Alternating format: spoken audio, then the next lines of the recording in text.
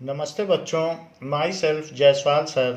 हम पढ़ रहे हैं class 9th mathematics chapter triangles.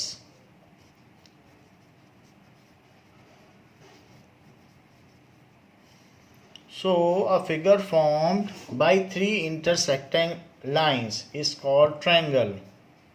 Triangle क्या होता है? A figure formed by three intersecting lines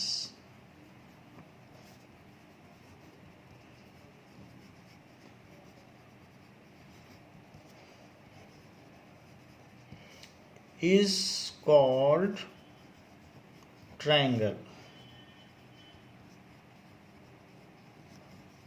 जैसे कि अगर थ्री इंटरसेक्टिंग लाइंस हैं और वो एक इस दूसरे को कट करती हैं तो इनसे कुछ न कुछ फिगर बनता है. So this figure which is formed it is triangle. This is triangle. Triangle has three sides. इसमें ये थ्री साइड्स हैं. Triangle has three sides. Three angles. इसमें ये थ्री एंगल्स हैं. ये तो साइड हो गई, ये एंगल हो गया. Three angles and three vertices. और ये जो एंड है, इस तरीके के थ्री एंड हैं जहाँ पर टू लाइन इंटरसेक्ट करती हैं, that is vertex. So vertices, इसमें थ्री वर्टिसेस हैं. वर्टेक्स एक को कहेंगे और एक से ज़्यादा होता है तो प्लूरल है, तो vertices. Three angles and three vertices. इसमें थ्री वर्टिसेस भी होती हैं. Now A B C example के तौर पर, अगर A B C triangle has AB, BC and AC sides. ये हो गया. Angle A, angle B and angle C as three angles. और ABC are its vertices. are three vertices.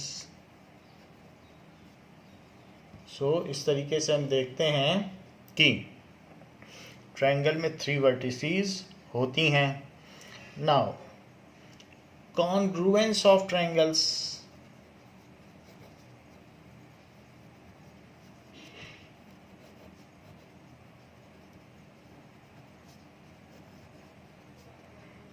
congruency. If you take 10 copies of your photograph, किसी भी Photoshop से आप जा करके 10 कॉपी ले लेते हो अपने फोटोग्राफ की. फ़ोटो खिंचवाते हो तो 10 कॉपी से लेते हो. So your all copies of photographs are congruent. वो बिल्कुल एक जैसी होंगी, उसमें कुछ फ़र्क नहीं होगा. सो your all copies of photograph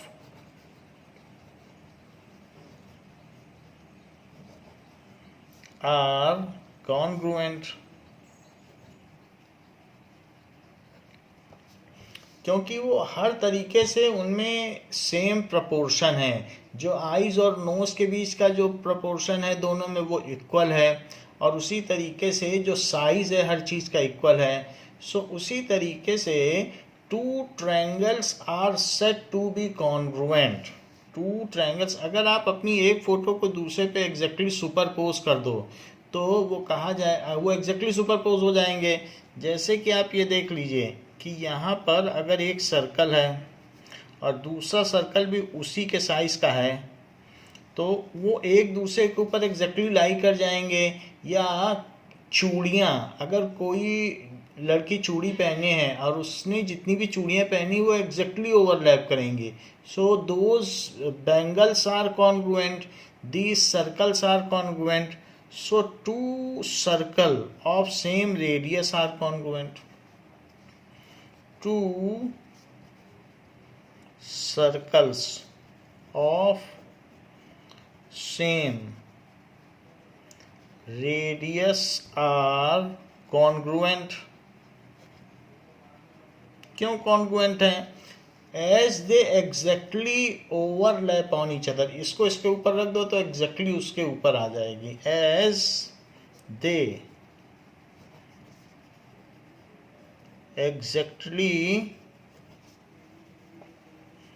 overlap on each other. तो वो एक दूसरे पे एग्जैक्टली ओवरलैप करते हैं, इसलिए कॉन्ग्रुएंट हैं. Two square having equal sides are congruent. अगर टू स्क्वायर्स हैं और उनकी साइड 2 सेंटीमीटर है तो वो कॉन्ग्रुएंट बोला जाएगा. ये 2 सेंटीमीटर और ये 2 centimetre. So two squares having equal sides are congruent. Having ये ओवरलैप कर जाएंगे. Equal sides are congruent. तो congruent figures exactly overlap on each other. इसी तरीके से टू ट्रायंगल्स, मान लीजिए ये कि ट्रायंगल है और दूसरा 2 ट्रायंगल्स हैं. सो 2 triangles will be set two congruent. अगर ये ए बी सी और पी क्यू आर है तो ये कॉन्ग्रुएंट कब बोले जाएंगे? अगर ये इसके ऊपर एग्जैक्टली लाई कर जाए. तो two triangles are said to be congruent. ये हमारा थोड़ा लंबा हो गया लेकिन एग्जैक्टली बनना चाहिए. वो फिगर बना के देखा जाए तो बिल्कुल एग्जैक्ट हो. Are said to be congruent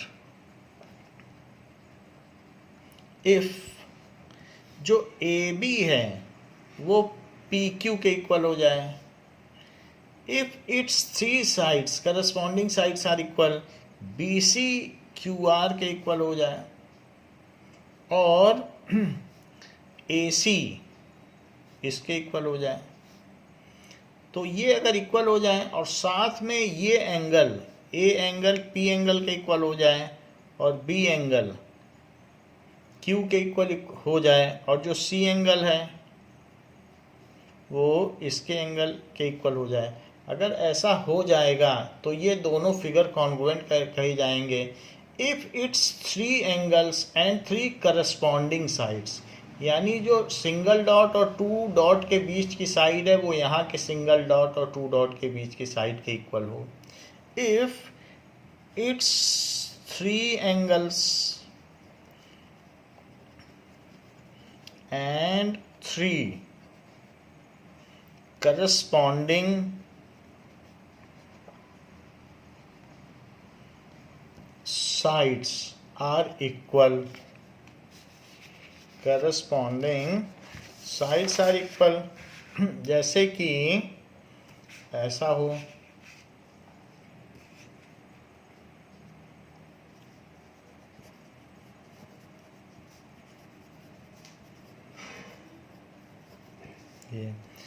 A B is equals to P Q. Q P नहीं लिखा जा सकता, उसी ऑर्डर में लिखना है. जैसे ए से बी चले हो सिंगल डॉट से डबल डॉट, यहाँ भी सिंगल से double dot. B C double dot से ट्रिपल डॉट, तो B C is equals to Q R. Double से ट्रिपल, यहाँ भी डबल से ट्रिपल चलो. और ए सी भी लिख सकते हो, सी ए भी. अगर यहाँ सी ए चलते हो तो यहाँ फिर आर पी चलना.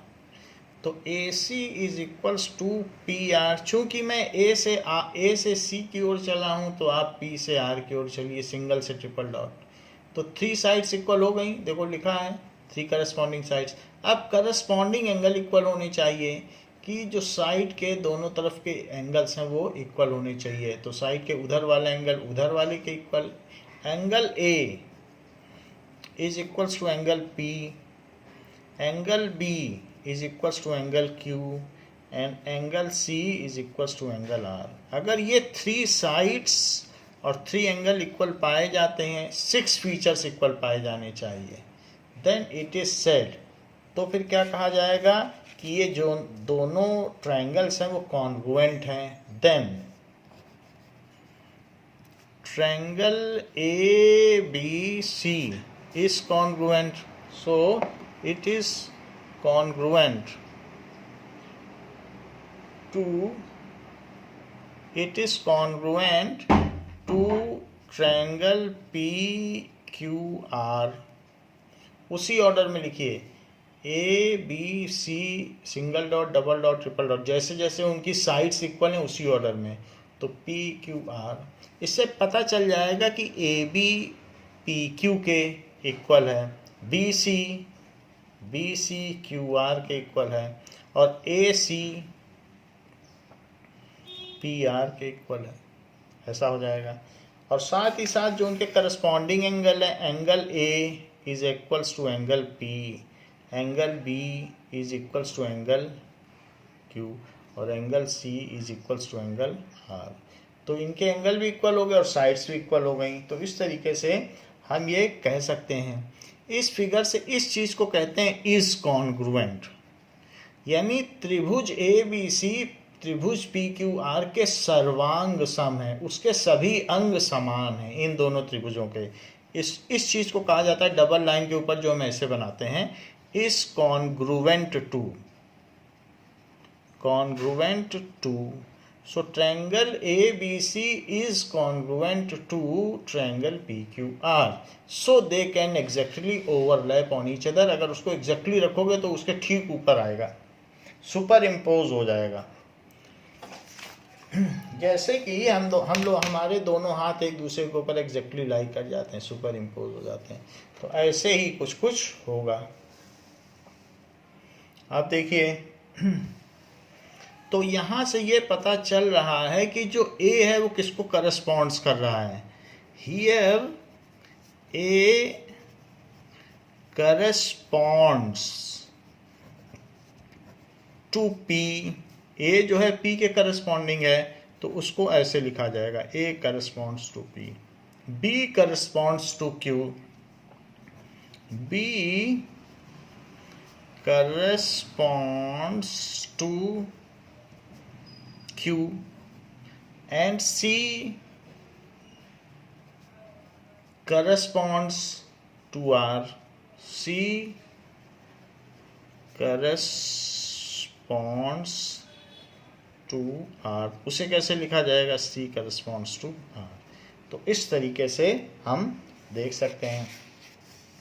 Now अब जरा देखें कि हमने ये देख लिया कि 6 फीचर्स अगर इक्वल होंगे तो ट्रायंगल कॉन्ग्रुएंट होगा। मान लीजिए जैसे एक ट्रायंगल है और कोई दूसरा ट्रायंगल है, और हम चाहते हैं कि उसकी कॉन्ग्रुएंसी देखी जाए ऐसे, तो वो अलग अलग तरह से बना हुआ है। तो यहाँ पर अगर हम इसे ए बी सी ऐसे दिया गया है, और यहाँ पर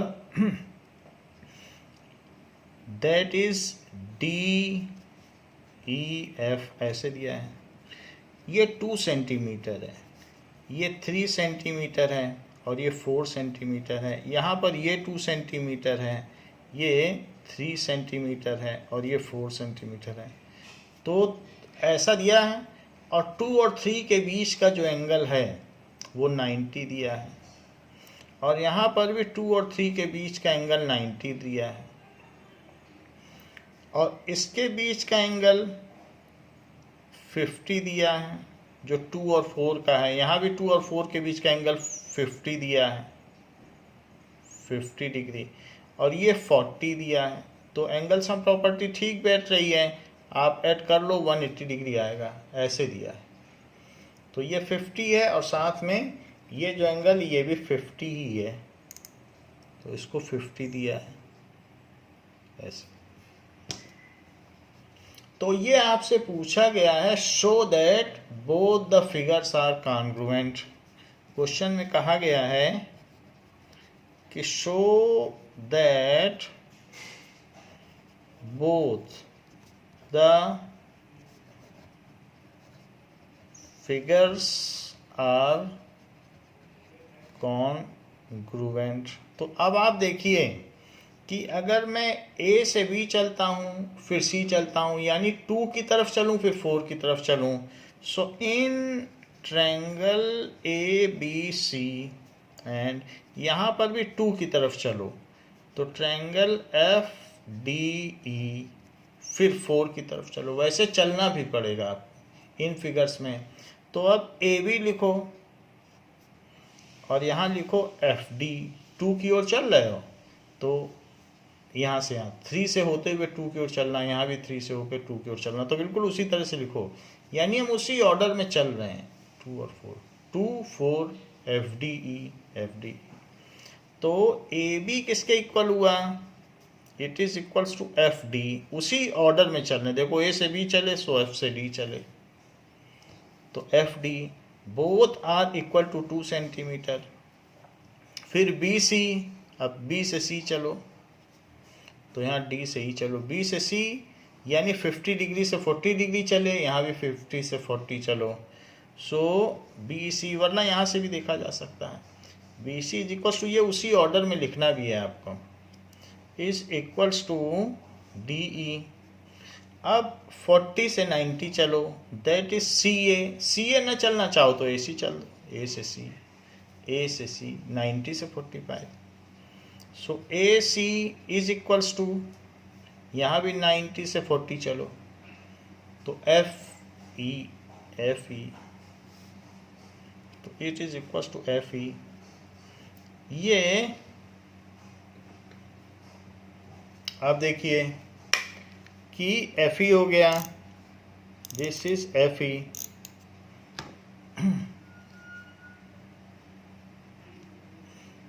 तो अब देखें ये चीज़ कितनी हो गई F E, it is equals to 3 centimetre, it is equals to 4 centimetre. तो हमने 3 साइड्स तो इक्वल कर दी, ये 3 साइड्स इक्वल हो गई। अब एंगल देख लो, तो एंगल करने के लिए ए भी लिख सकते हो या 40 से चलते हुए सी ए बी, 40 90 50, तो एंगल सी ए बी, सी से ए आओ फिर बी, तो ए ही एंगल है, क्योंकि जो चीज़ लिखी जाएगी हमने ए एंगल लिया, तो ए एंगल है, तो 40 से 90 होते हुए 50 तक। यहाँ पर भी ई एफ डी उसी तरीके से, जैसे आपने क्या किया, सी से ए आए फिर बी आए, तो ई से एफ आए फिर डी आए, तो it is equals to E F D. है ये भी 90, लेकिन लिखने का तरीका है, हो सकता है फ्री एंगल है तो इंडिपेंडेंटली भी लिख सकते हो, लेकिन आपको चैप्टर में बहुत कम फ्री एंगल मिलेगा। ज़्यादातर आपको क्या होगा कि उसमें कॉम्प्लेक्स एंगल मिलेंगे, उस पॉइंट पे कई एंगल होंगे। इसलिए आपको ये भी देखना है कि जैसे मैंने यहाँ सी ए बी लिया उसी ऑर्डर में, क्योंकि चीज़ें करस्पॉन्ड्स कर रही हैं, सी पॉइंट ई को करस्पॉन्ड कर रहा है, तो it is equals to E F D. E F D भी उसी तरीके से ऑर्डर में, तो एक एंगल हो गया ईच 90। अब जरा देखिए, अब ए बी सी 90 से 50 आए हो, तो एफ डी ई ये 50 है, ईच 50 डिग्री हो गया। तो यहाँ पे आपने क्या किया, A B C, so F D E. यहाँ पे भी देख लो A B C F D है वही चीज़, A B C F D. अब देखो तीसरा एंगल हमने एक बार ए ले लिया, एक बार बी ले लिया, एफ सी ले लो, तो बी सी ए ले लो, यहीं से देख के सब ले लो, बी सी ए। ऊपर फिगर ही मत देखो, क्योंकि बीच में एफ सी आना चाहिए ना, एक बार ए आ चुका है, एक बार बी, एक बार सी, तो बी सी ए किसकी ओर होगा, जैसे B C A D E F, तो ये ईच कितना हो गया 40 डिग्री। तो यहाँ हमने देख लिया ये 40 डिग्री हो गया। BCA देखो, BCA 50 40 90, 40 कोई देख रहा है, BCA C देखा जा रहा है, तो यहाँ DEF देख लो, DEF। तो इस तरीके से जब हमने ये देख लिया, सो as 3 angles and the corresponding sides are equal, as in both triangles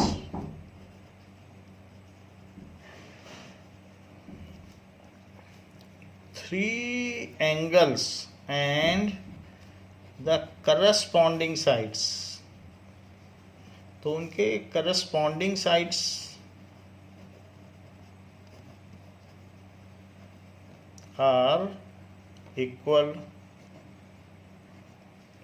है। सो इसलिए both the figures are congruent, so both figures are congruent, both triangles congruent हो गए। तो फिर ABC is congruent to, तो साइन आप क्या लगाओगे, is congruent to triangle DE। अब इसी तरह से FDE, क्योंकि जो चीज़ जिसके करस्पॉन्ड करे, A है F के करस्पॉन्ड कर रहा है, यहाँ पर हमने आपको बता ही दिया था कि चीज़ें करस्पॉन्ड करती हैं, तो A corresponds to F, B corresponds to D and C corresponds to E। इसको ऐसे दिखाया जाता है, पर दिखाने की ज़रूरत नहीं, हर सवाल में समझने के लिए कि A पॉइंट F को करस्पॉन्ड कर रहा है, B D को कर रहा है और C E को कर रहा है। नाउ अब बुक में कुछ फिगर्स दिए गए हैं and we have to check whether they are congruent और नॉट। कुछ ट्रायंगल्स ऐसे दिए हैं और उनकी कॉन्ग्रुएंसी पूछी गई है। नाउ बुक के फिगर्स को देखने से पहले हम लोग एक कंस्ट्रक्शन करते हैं। मान लीजिए कि आपने और आपके साथी ने, आपके फ्रेंड ने दो फिगर बनाए, दोनों ने 6 सेंटीमीटर की लाइन ड्रॉ किया, लाइन सेगमेंट, और यहाँ से एक इसमें आर्क लगाई, ऐसे आर्क लगाओ, तो वो आर्क जो लगाई गई है वो 5 सेंटीमीटर मीज़र करके, 5 सेंटीमीटर डिस्टेंस ले करके स्केल में आर्क लगा दी। मीज़र करो, उसमें फिल करो कंपास में और आर्क लगा दो। यहाँ से फिर अब इस पॉइंट को सेंटर मानो, पहले इस पॉइंट को सेंटर माना तो यहाँ आर्क लगाई। आपके साथी ने भी वही किया कि 5 सेंटीमीटर डिस्टेंस फिल करके आर्क लगा दी। फिर इस पॉइंट को लिया और फिर यहाँ से अब 4 सेंटीमीटर पे आर्क लगाई गई, 4 सेंटीमीटर पे इसने भी लगा दी, तो ये 5 सेंटीमीटर रेडियस है और ये 4 सेंटीमीटर है। फिर जहाँ ये मिले उनको मिला दिया गया, ये, और फिर यहाँ से इसको मिला दिया गया। इसी तरीके से यहाँ से इसको मिलाया गया और फिर यहाँ से इसको मिला दिया गया। तो ये 5 सेंटीमीटर है और ये 4 सेंटीमीटर है। ये 5 सेंटीमीटर है और ये 4 सेंटीमीटर है। दोनों ने एग्जैक्टली वही काम किया। 6 सेंटीमीटर लिया, फिर इसके बाद एक आर्क लगाई, तो आर्क लगाई तो एक आर्क इसमें जो लगाई 5 की लगाई ये वाली, और ये 4 की लगाई।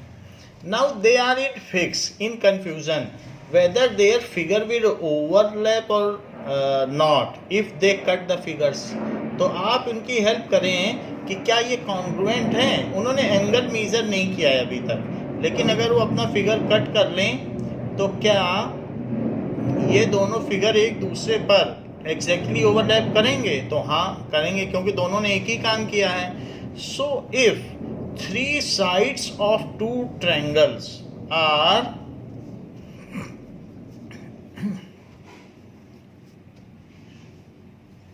इक्वल, 3 साइड्स, 3 साइड अगर इक्वल हो जाती हैं तो 3 एंगल भी इक्वल हो जाएंगे। If 3 sides of 2 triangles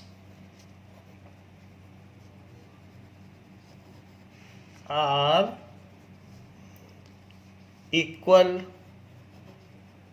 then the figures जो द ट्रायंगल्स होंगे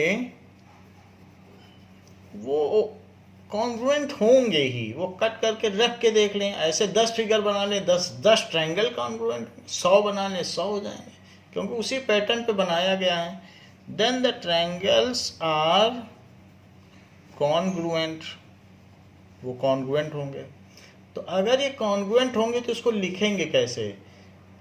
ए से चलो 5 से होते हुए 6 की तरफ, तो ट्रायंगल ए बी सी, तो ये किसके कॉन्ग्रुएंट है? यहाँ पर भी 5 से होते हुए 6 की तरफ चलो, triangle P Q R, so A B C P Q R के कॉन्ग्रुएंट हो गया।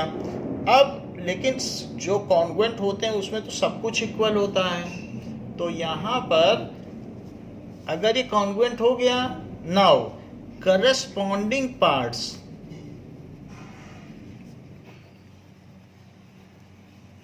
corresponding parts of congruent triangles are equal of congruent triangles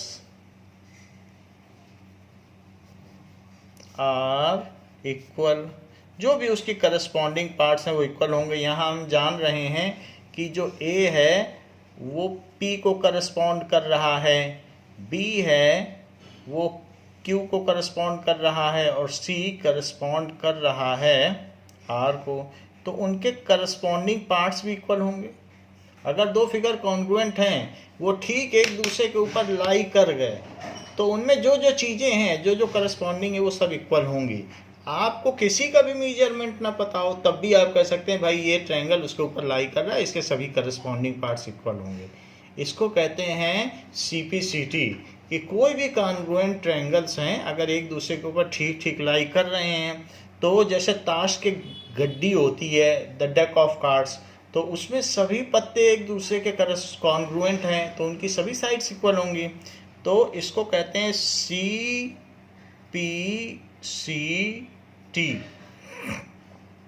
CPCT बोला जाता है कि अगर कॉन्ग्रुएंसी है तो बची हुई चीज़ भी इक्वल होगी। तो इससे क्या पता चल रहा है? हमने तो देख लिया भाई कॉन्ग्रुएंट है, काट के देख लिया। तो अब आप कह सकते हैं कि ऐसा होने की वजह से इन दोनों में एंगल A एंगल P के इक्वल होगा। सो एंगल A किसके इक्वल होगा? P के, पहला वाला पहले के इक्वल होगा। Angle A is equals to angle P। इसी तरीके से एंगल B जो दूसरा एंगल है वो दूसरे के इक्वल होगा। एंगल Q, तो जो B एंगल है वो Q के इक्वल हो जाएगा, करस्पॉन्डिंग तो वही है। और ये वाला एंगल इसके इक्वल हो जाएगा, और ये वाला एंगल इसके इक्वल हो जाएगा। और इसी तरीके से एंगल C, ये वाला एंगल इसके इक्वल हो जाएगा। तो ये बाई CPCT हुआ, बाई CPCT। कैसे ही हुआ? क्योंकि ये कॉन्ग्रुएंट हो गए थे, तो फिर अब हमने देखा कॉन्ग्रुएंट हैं, साइड्स इनकी सब इक्वल हैं और ओवरलैप हो रहे हैं। तो जो बची हुई 3 चीज़ें थी, क्योंकि 6 चीज़ इक्वल होनी चाहिए कॉन्ग्रुएंसी में, उसकी 3 साइड्स और 3 एंगल, तो 3 साइड्स तो हमने मेजर कर ली, अब 3 एंगल्स देखें। सो यहाँ पर अगर 3 पार्ट्स इक्वल हैं तो दूसरी 3 पार्ट्स भी इक्वल होंगे। तो ये कौन सा क्राइटेरिया हमने देख लिया कि कॉन्ग्रुएंसी के लिए ज़रूरी नहीं है कि हम सारी 6 की 6 चीज़ें देखें। इफ़ 3 थिंग्स आर इक्वल, अगर उनकी 3 साइड्स इक्वल हैं तो वो कॉन्ग्रुएंट होंगे, और फिर उसमें आप बाद में चाहे मेज़र करें या ना मेज़र करें, CPCT से भी लिख सकते हैं। चूँकि अब ये कॉन्ग्रुएंट हैं तो इनके 3 करस्पॉन्डिंग एंगल्स भी इक्वल होंगे। तो ये जो 3 साइड्स हमने देखे इक्वल हैं और उससे कॉन्ग्रुएंट हो गया, इसको कहते हैं SSS कॉन्ग्रुएंसी क्राइटेरिया। तो हर एक चीज़ के लिए आपको पूरी 6 चीज़ें नहीं देखनी है, कम से कम कितनी चीज़ें इक्वल हों तो वो फिगर कॉन्ग्रुएंट हो जाए, तो ये उसको कहते हैं कॉन्ग्रुएंसी क्राइटेरिया। तो पहला कॉन्ग्रुएंसी क्राइटेरिया क्या है? ऐसे कई भी हो सकते हैं। सो सबसे पहले बात कही गई है कि एक एक्सियम, जिसको प्रूव करने की ज़रूरत नहीं है इसलिए एक्सियम लिखा गया है। So criteria for congruence of triangles, Now, criteria for congruence of triangles.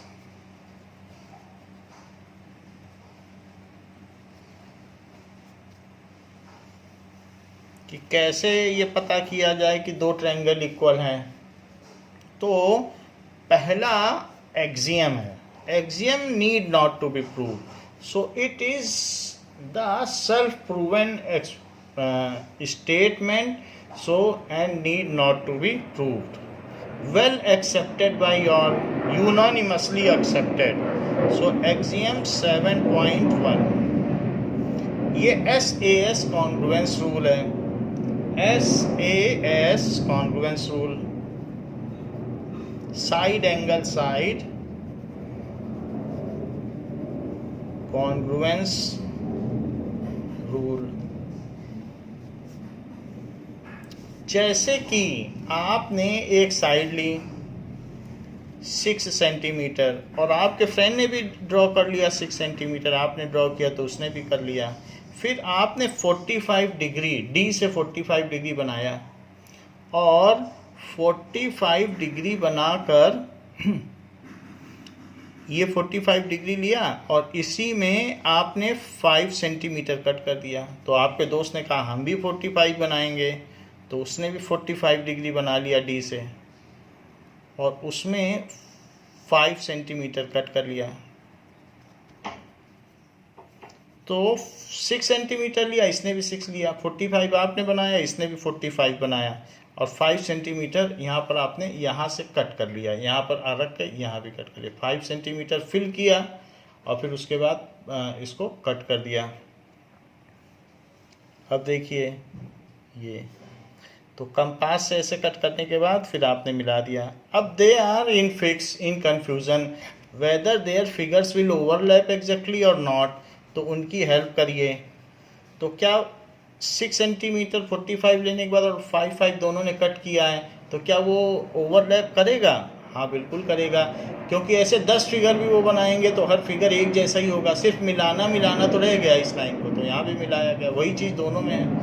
So PQR, तो इसको कहते हैं साइड एंगल साइड, जो कंटेन्ड एंगल है बीच का वही लिया जाएगा, 2 sides and the included angle of 2 corresponding triangles, 2 sides and the corresponding angle जो भी उनका इंक्लूडेड एंगल है of 2 triangles are equal, then 2 triangles are said to be congruent. तो इस एक्सियम को हम स्टेट कर दें, 2 ट्रायंगल्स आर कॉन्ग्रुएंट, जो कि एक्सियम 7.1 है। 2 triangles are congruent if two sides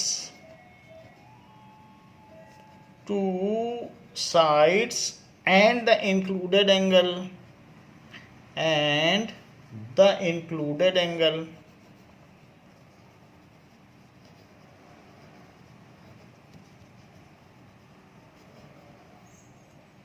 of one triangle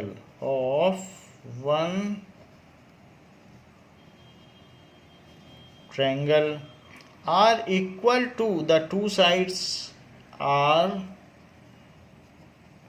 equal to the 2 sides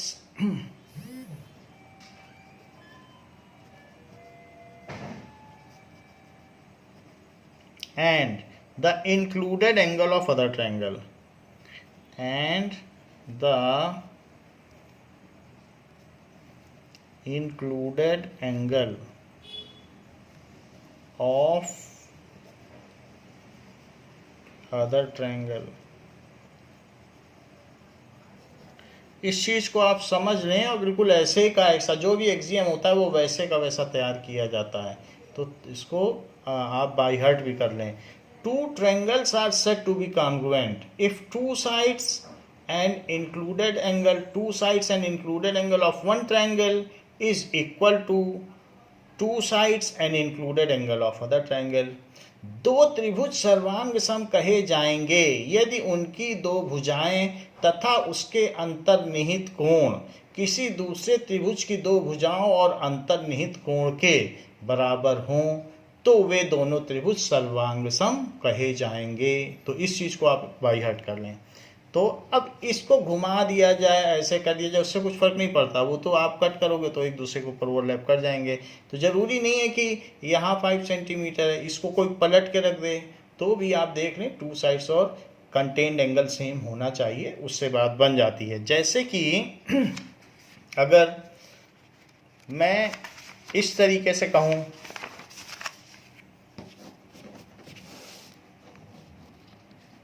ये देखिए कि एक ने ऐसा किया, यहाँ 6 सेंटीमीटर लिया और 45 डिग्री लिया और कट कर दिया 5 सेंटीमीटर, यहाँ कट कर दिया और 5 सेंटीमीटर कट करने के बाद मिला दिया।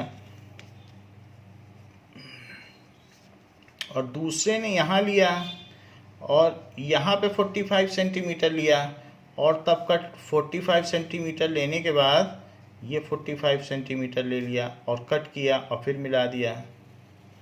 तो ये दोनों फिगर कॉन्ग्रुएंट होंगे, इसको पलट दिया जाएगा। ये 6 सेंटीमीटर लिया, इसने 45 डिग्री लिया और यहाँ 5 सेंटीमीटर, तो ये ए बी सी है और ये पी क्यू आर है। तो आपको यहाँ देखना पड़ेगा कि जैसे ए बी सी है तो ए बी सी 5 से 6 की ओर चलोगे तो triangle A B C in triangle A B C and triangle, अब पी आर क्यू लिखना, यहाँ भी 5 से 6 ही चलना, वैसे ही चलना पड़ेगा। अगर आप पी क्यू आर चल दिए तो यहीं गलत हो जाएगा, सब गलत हो जाएगा। जैसे इसमें चले हो 5 से 6 की ओर और एंगल लेते हुए, वैसे इसमें चलो पी आर क्यू ऐसे लिख दो।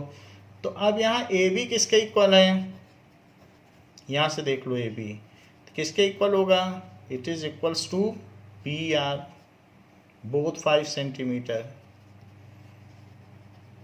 इसी तरीके से ये गिवन है, गिवन भी लिख सकते हो क्योंकि गिवन है 5 सेंटीमीटर। और दूसरी चीज बी सी, यहाँ पे बी से सी चले हो तो यहाँ आर से क्यू चलो, बिल्कुल ऐसे चलना है। 45 से इधर की और यहाँ 45 से इधर चले हो तो यहाँ भी 45 से इधर चलो, या इससे देख के कर सकते हो। It is equal to B C is equal to R Q और angle B is equal to angle R, ये चीज है। सो ये तीन चीज हो गई।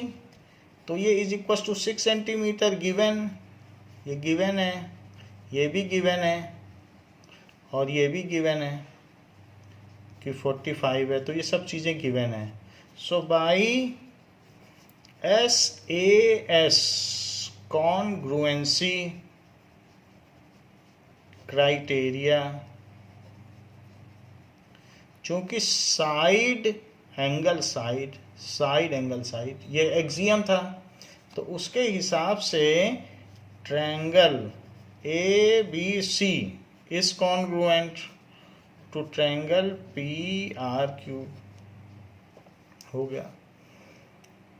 अब by C P C T क्या होगा, जो बाकी के 3 पार्ट हैं वो भी इक्वल हो जाएंगे। अभी तो सिर्फ 3 पार्ट हमने देखे हैं, तो सी पी सी टी की वजह से इसका जो ए सी है वो किसके इक्वल होगा, by C P C T that is corresponding parts of congruent triangle, उसके बाकी के करस्पॉन्डिंग पार्ट्स। तो ए सी, यहाँ से देखो ए से सी जब चलोगे तो पी से क्यू चल देना, वैसे पी से क्यू चलना, वैसे ही चलना भी है ए से सी और पी से क्यू। तो आप यहाँ से देख सकते हो। तो हमने ये तो लिख दिया था इट इज कॉन्ग्रुएंट, अब सी पी सी टी लगा दे, it is equals to P Q, यहाँ से देख लो ए सी तो पी क्यू। और बाकी के एंगल भी इक्वल किए जा सकते हैं। तो सी किसके इक्वल होगा, ये वाला, तो ये वाला एंगल किसके इक्वल हो जाएगा, क्यू के। और एंगल ए जो कि सबसे ऊपर है वो पी के इक्वल हो जाएगा, ये वाला। So angle A is equals to angle P. तो पहले हम प्रूव करते हैं कि किसी चीज़ में कॉन्ग्रुएंसी है। जब कॉन्ग्रुएंसी प्रूव हो जाती है तब you can take it for granted कि बाकी 3 चीज़ें भी इक्वल होंगी। 6 चीज़ें होती हैं किसी ट्रायंगल में, 3 साइड्स एंड 3 एंगल। 3 चीज़ें इक्वल होने पर it is sufficient to conclude. आप now you are, it is sufficient condition to conclude that the 2 triangles are congruent. ये 3 होने पर, और बाकी चीज़ें तो इक्वल फिर हो ही जाएंगी अगर कॉन्ग्रुएंसी है, क्योंकि congruent figures have all corresponding parts equal. ये बात अपने मन में हमेशा याद रखना। Congruent figures, 2 congruent figures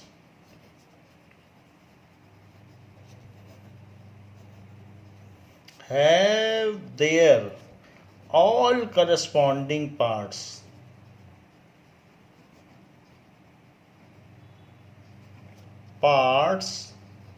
equal. मान लीजिए कि अगर इस तरीके से यहाँ पर ये चीज़ दी गई है और 2 फिगर हैं जिसमें बिल्कुल इसी तरीके से दी गई है चीज़, तो अब और ये कॉन्ग्रुएंट फिगर हैं, ये देख लीजिए। तो कॉन्ग्रुएंट फिगर में यहाँ से यहाँ तक की डिस्टेंस ले लो तो यहाँ से यहाँ की डिस्टेंस के इक्वल होगा। अगर ये दोनों सेम फोटोग्राफ हैं तो मान लीजिए कि ये सेम फोटोग्राफ हैं, तो जो सेम फोटोग्राफ होंगे तो उनमें क्या होगा कि हर चीज़ चाहे कहीं से कहीं भी ले लो तो वो ऑल करस्पॉन्डिंग पार्ट्स इक्वल होते हैं। या यहाँ से आप यहाँ तक की डिस्टेंस ले लो, फोटोग्राफ है तो इसका यहाँ से कोई भी करस्पॉन्डिंग ले लो, सब इक्वल होगा। All corresponding parts are equal. तो इस तरीके से हम देख सकते हैं। अब जरा देखें कि एग्जाम्पल 1,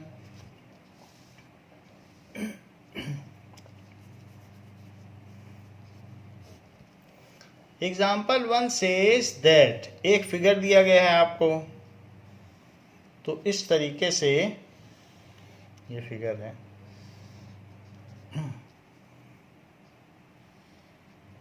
यहाँ पर C B O A D ये सभी चीज़ें दी गई और ये भी कहा गया है कि ये इसके इक्वल है और ये इसके इक्वल है।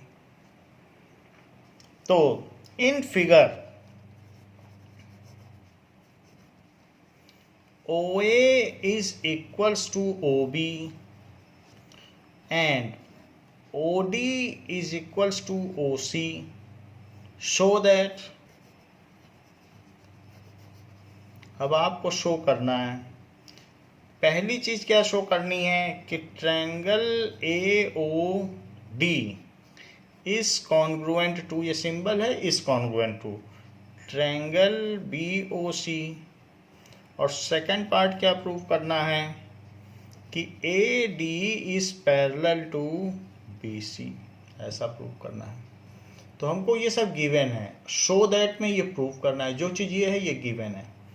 तो जरा प्रूफ देखें,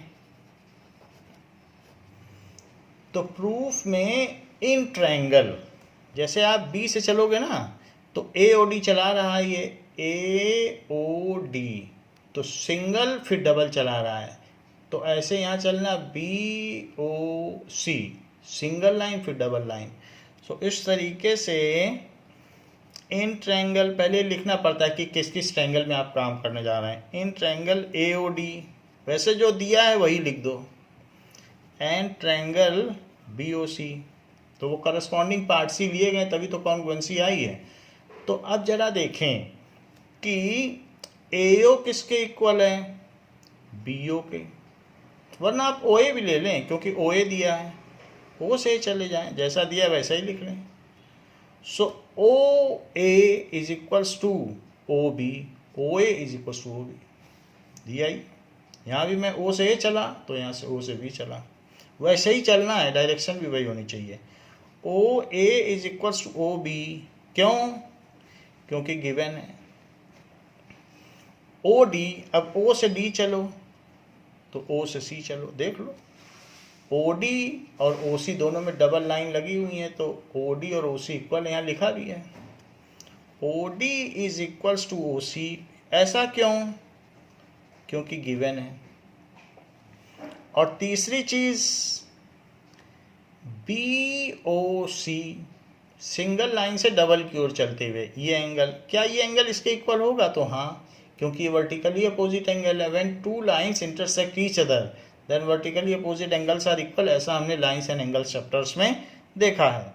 सो एंगल इधर की तरफ इधर का एंगल लिखो, क्योंकि पहला जो ट्रायंगल है पहली चीज इधर, ऐसा ना लिख देना कि पहले BOC लिख देना, नहीं, AOD पहले है तो AOD पहले, तो लिखो AOD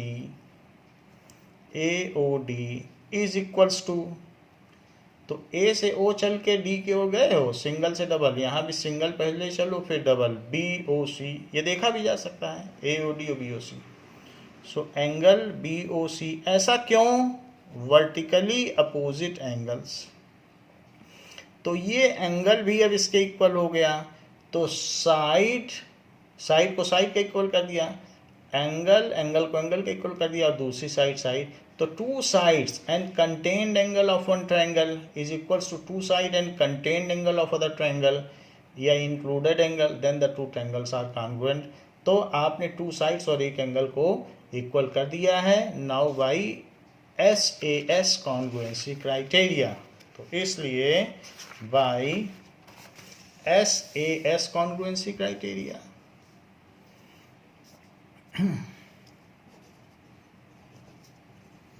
SAS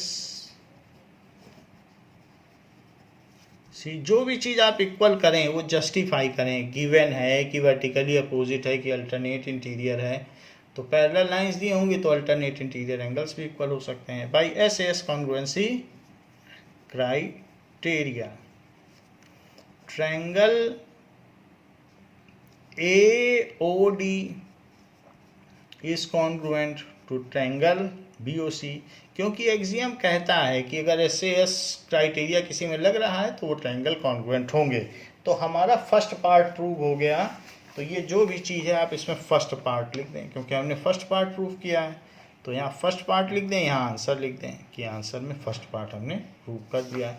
तो जब प्रूव हो गया है तो हैंस प्रूव्ड।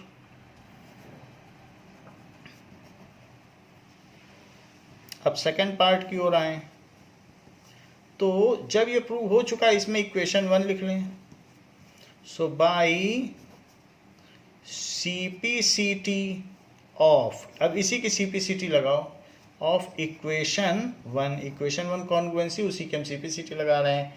तो यहाँ पर देखिए कि अगर CPCT लगाओगे इस पर तो B एंगल किसके इक्वल होगा? B एंगल, B कहाँ है और B को कौन करस्पॉन्ड कर रहा है? तो B ये है, उसको कौन करस्पॉन्ड कर रहा है? A। तो B एंगल A के इक्वल होगा, angle A is equal to angle B, क्योंकि करस्पॉन्डिंग पार्ट्स तो हमेशा इक्वल होते हैं। तो angle A is equal to angle B, ये दोनों एंगल इक्वल हो जाएंगे।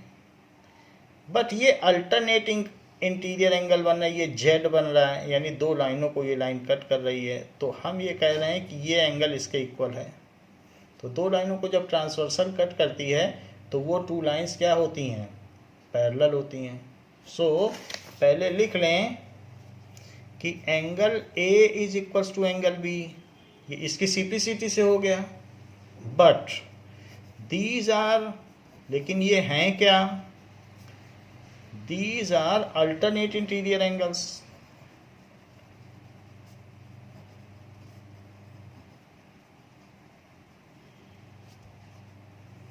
So, इसलिए जो हमसे पूछा गया है कि भाई ये और ये अल्टरनेट इंटीरियर एंगल्स हैं, ये और ये जेड बन रहा है, तो दो लाइन को एक ट्रांसवर्सल कट रही है और अल्टरनेट इंटीरियर एंगल इक्वल हैं, तो ये लाइंस पैरेलल होंगी। ये पिछले चैप्टर की थ्योरम थी। तो इसलिए AD is parallel to BC। देखो A से D चलोगे तो B से C चलना, पैरेलल में भी ध्यान रखना है, A से D तो B से C, वही चलना है। वैसे A से D, इस एंगल से इधर की तरफ तो इस एंगल से इधर की तरफ। सो AD is parallel to BC, hence proved। तो इस तरीके से ये बात प्रूव हुई। अब जरा देखें एग्जाम्पल 2 में, देखिए कहा गया है AB is a line segment. Figure कोई नहीं दिया है, फिगर आपको खुद बनाना है। AB is a line segment, AB is a line segment and L is perpendicular bisector, and L is perpendicular bisector।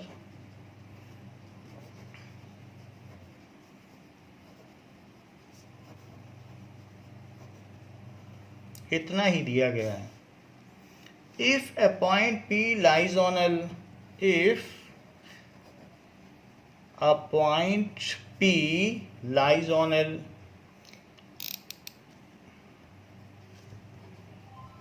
lies on L, show that P is equidistant from A and B, show that P is equidistant from A and B। A और B से ये equidistant होगी, ये prove करना है। सबसे पहले AB को line low, AB is a line segment, तो लाइन सेगमेंट ले लिया, तो ये हमने AB ले ली। जैसा कहता जा रहा है वैसे लेते जाइए, और इसका परपेंडिकुलर बाइसेक्टर ड्रॉ करो। कैसे ड्रॉ करते हो, यहाँ से एक आर्क लगाओ। तो परपेंडिकुलर बाइसेक्टर का मतलब क्या होता है, यहाँ से कुछ मेजरमेंट की आर्क लगाइए, यहाँ से एक मेजरमेंट की आर्क लगाइए ऊपर और नीचे, फिर यहाँ से उसी मेजरमेंट की आर्क इधर से लगाइए और उसी मेजरमेंट की आर्क यहाँ से। एक बार इस पॉइंट को लो, एक बार इसको, तो यहाँ से ऐसे कट, फिर यहाँ से कम यहाँ पर भी रखो, फिर ऐसे और ऐसे कट कर दो। तो इन चीज़ों को मिला दीजिए, तो उससे क्या हो जाएगा, आपको एक परपेंडिकुलर बाइसेक्टर मिल जाएगा। परपेंडिकुलर बाइसेक्टर वो होता है जो किसी लाइन को मिड पॉइंट पे बाइसेक्ट करता हो, और साथ में मिड पॉइंट पे बाइसेक्ट करता हो, और थोड़ा सा हम इसको ठीक कर देंगे, ये है परपेंडिकुलर बाइसेक्टर, तो इसको हम ठीक कर देंगे। बाकी तरीका तो हमने आपको बता ही दिया कि कैसे करना है, और साथ में परपेंडिकुलर भी हो, तो ये चीज़ है, ये परपेंडिकुलर बाइसेक्टर हो जाएगा। एक बार यहाँ से नीचे और ऊपर दोनों तरफ कंपास लगाइए और उसी डिस्टेंस को फिल करके आर्क लगा दीजिए। तो परपेंडिकुलर बाइसेक्टर वे होते हैं जो ये बाइसेक्ट भी करें लाइन को और परपेंडिकुलर भी हो, तो इसको कहते हैं परपेंडिकुलर बाइसेक्टर। अब इसी पर एक पॉइंट P लिया गया है, तो ये जो लाइन है ये L लाइन है। लाइन के दोनों एंड पर हम एरो लगाते हैं, तो दोनों लाइन पर एरो लगा दिया, L लाइन है। तो कह रहा है कि L is perpendicular bisector if a point P lies on L, वो L पे लाई कर रही है, point P lies on L, then आपको प्रूव करना है कि PA is equal to PB। P जो इस पर P बिंदु है वो A और B से समान दूरी पर है, इट इज इक्विडिस्टेंस, यह आपको प्रूव करना है।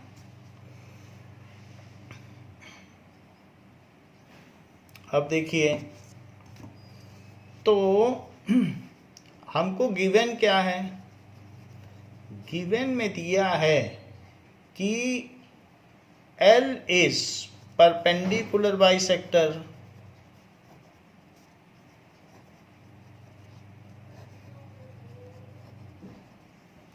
Of line segment AB। To prove क्या करना है, PA is equals to PB, ये चीज़ प्रूव करनी है। तो प्रूफ देखिए, इस पॉइंट को आप कुछ ले लें जिसको परपेंडिकुलर बाइसेक्टर, आप मान लीजिए C ले लें। सो अब देखिए इन ट्रायंगल, ये तो 90 डिग्री है, तो यहाँ से शुरू करो, डबल 90 कॉमन, डबल 90 कॉमन। तो अगर आप लिखोगे ए सी पी एंड दूसरा ट्रायंगल क्या लोगे, ए सी पी चल रहे हो तो यहाँ से चलना बी सी पी, हाइपोटेनियस दोनों का छोड़ दो, ऐसे चलो, एक जैसा चलना होता है बिल्कुल।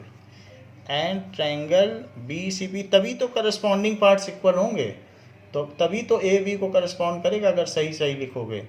तो अब देखिए नाउ इस ट्रायंगल में एंगल ए सी पी, चलने में भी एंगल में वैसे ही चलना है, ए सी पी। अब दो एंगल हैं, अब फ्री एंगल नहीं है इसलिए पूरा लिखना पड़ेगा, ए सी पी ऐसे चलते चले जाओ, ये सी एंगल आ जाएगा। और यहाँ B C P angle B C P, ये दोनों एंगल कितने हैं, ए सी पी कितना है बताइए, 90 है और ये भी 90 है। क्यों 90 है, as L is perpendicular bisector, इसलिए 90 है। अब जरा देखें, इसमें जो सी पी है और इसमें सी पी है वो कॉमन है, C P is equals to C P, क्योंकि कोई एक लाइन दोनों ही ट्रायंगल में है, दोनों में ये कॉमन आर्म हो गई ना, तो कॉमन आर्म है।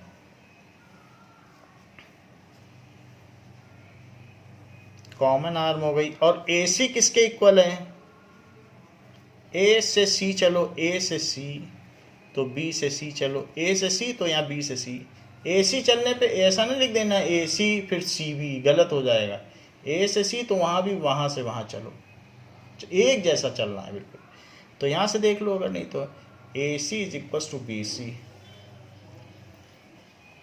क्यों, क्योंकि L is perpendicular bisector, L is perpendicular bisector. ऐसा ना लिखना चाहो तो लिखो सी इज मिड पॉइंट, वो भी चल जाएगा। अब जरा देखो, क्या इसकी ये साइड इसके इक्वल है, ये साइड इसके इक्वल है, तो side angle side, side angle side, देखो साइड 90 साइड, साइड 90 साइड। तो हमने दोनों चीज़ें कर दी हैं, दो साइड और उसके बीच का included angle. So by side angle side congruency criteria, तो ये जब क्राइटेरिया हो जाएगा तो ये दोनों कॉन्ग्रुएंट हो जाएंगे। Triangle A C P is congruent to triangle B C P, हो गया साइड एंगल साइड। फिर जब दो चीज़ें कॉन्ग्रुएंट हो गई, हमने उनके तीनों पार्ट दो साइड्स और एक एंगल इक्वल दिखा दिए, उसका जस्टिफिकेशन भी दे दिया और कॉन्ग्रुएंट हो गई, तो सी पी सी टी, तो कॉन्ग्रुएंट चीज़ की तो सब चीज़ें इक्वल होती हैं। So by C P C T corresponding parts of congruent angle, by C P C T. अब हर चीज़ इक्वल हो जाएगी। मैं ये भी कह सकता हूँ कि A P is equals to B P, A P भी बोल सकता हूँ, पी ए भी बोल सकता हूँ, जैसे चाहो वैसे चलो, क्योंकि हमने यहाँ पी ए लिखा है ना, तो P A is equal to P B, तो पी से ए चले जाओ, यहाँ बी से पी चले जाओ। So P A is equals to P B, corresponding parts equal होंगे। ये दोनों ट्रायंगल जब हर तरीके से बिल्कुल एक जैसे हैं, तो जो बची हुई साइड्स हैं, बचे हुए एंगल्स हैं, जो जो चाहो सब इक्वल होंगे। ये भी बचा हुआ एंगल ये भी इक्वल होगा। जब एक दूसरे पे ओवरलैप करने को तैयार है तो हर चीज़ इक्वल होगी। तो हमने कह दिया इसकी ये साइड अब इसके इक्वल होगी, क्योंकि corresponding parts of congruent triangle. तो इस तरीके से P is equidistance from A and B. So P is equidistance from A and B, hence proved। इस तरीके से ये चीज़ प्रूव हो गई। इसमें फिगर खुद आपको बनाना है कि